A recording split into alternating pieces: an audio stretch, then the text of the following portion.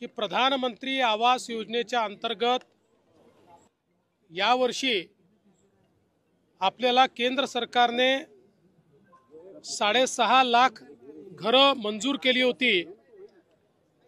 ते टार्गेट वाढवण्यात आलेलं आहे। अतिरिक्त 13 लाख घरं आपल्याला देण्यात आलेली आहेत।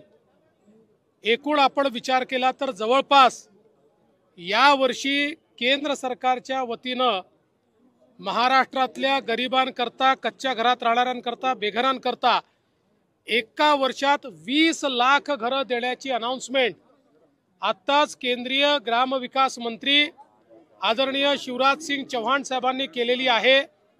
महाराष्ट्राला मोदी सरकारने दिलेली ही अत्यंत मोठी भेट आहे आणि देशाच्या इतिहासामध्ये कुठल्याच राज्याला आजपर्यंत एका दिवसात किंवा एका वर्षात इतकी घरं मिळालेली नाहीत। ती 20 लाख घरं आपल्याला मिळालेली आहेत। खरं म्हणजे आपल्या आवास प्लसमध्ये 26 लाख त्या ठिकाणी लोकांचं रजिस्ट्रेशन आहे।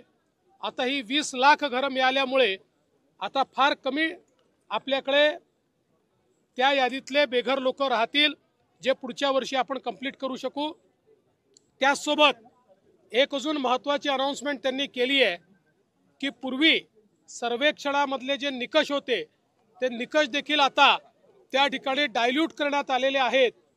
ज्यांची नावं सुटली होती आणि जे खरे बेघर आहेत, मग ते शेतकरी असो, महिला असो, अशा सगळ्यांना नव्या सर्वेक्षणामध्ये त्या ठिकाणी इन्क्लूड करण्यात येणार आहे। ती जी यादी बनेल त्या यादीतल्या लोकांनाही येत्या 5 वर्षामध्ये घरं द्यायची हा निर्णय माननीय मोदीजींनी केलेला आहे आणि तोच संकल्प आज शिवराज सिंग चौहान साहेबांनी या ठिकाणी सांगितलाय।